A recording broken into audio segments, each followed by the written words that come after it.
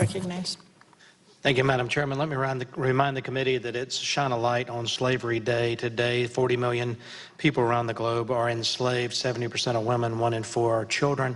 I want to thank the panelists. It's obvious that your heart's in the right place, that you care about children, and you want to do what's best for them.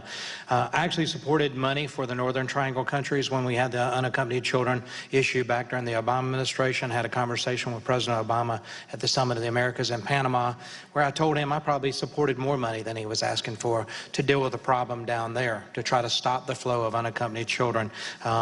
It's hard to believe that parents would send their children north unaccompanied that way. Shift gears just a little bit. On Monday, McAllen agents working near Hidalgo, Texas, arrested 8 illegal aliens shortly after they entered the U.S. When they did the background check, Mexican man's records checked that he had been arrested in Cobb County, Georgia, for child molestation. Later that night, agents from the Rio Grande City working near Roma, Texas, arrested a Honduran male. Records checks indicated that he had been arrested and convicted in North Carolina for indecent liberties with a child. Tuesday morning, Harlington agents working near Progressa, Texas, arrested 16 illegal aliens after making their illegal entry in the United States. Record checks for a Honduran male revealed he's a member of MS-13. Gang with a criminal history that includes aggravated assault with a deadly weapon, kidnapping, false imprisonment in the state of Florida. Border Patrol is processing these subjects. That's a real issue. People are coming into this country and they're all not children, they're all not with their parents. We have a situation on our border, but I'm hearing today things like toxic distress and traumatic life experiences. So let's talk about some of those.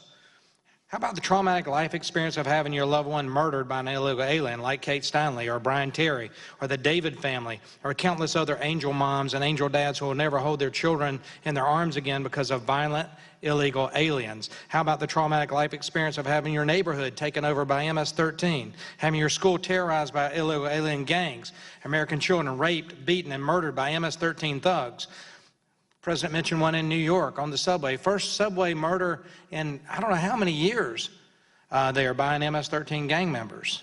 That's toxic distress for American families, and they face every day because of illegal immigration. So we're not here today to talk about asylum reform or changing the Flores settlement or building the wall or mandatory E-Verify.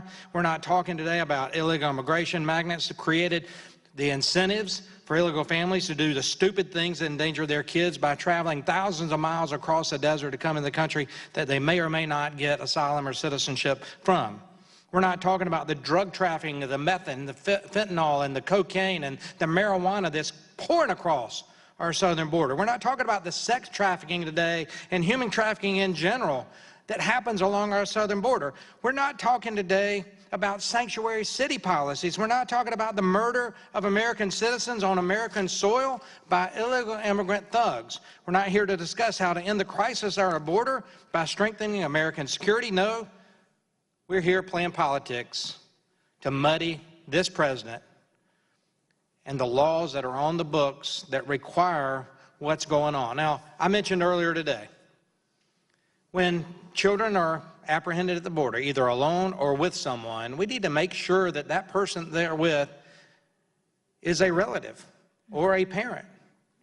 So get that child away from maybe a potentially dangerous situation. I just mentioned some. Child trafficking, human trafficking, sex trafficking that affects children.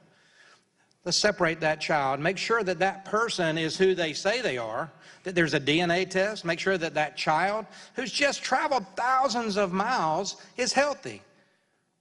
They don't all get the inoculations that we get and give to our children here in this country, so there's a potential that they have the diseases that we have beat back in this country that they could be bringing in and exposing American children when they're relocated in our communities. That's important, to make sure that that child's healthy and he gets the vaccinations that's needed. And then we'll figure out if that person that he came with is a parent, or if he's alone, maybe there's somebody in the country that will take care of that child. That takes a little bit of time. You can't do it overnight. And many times you can't do it in 72 hours.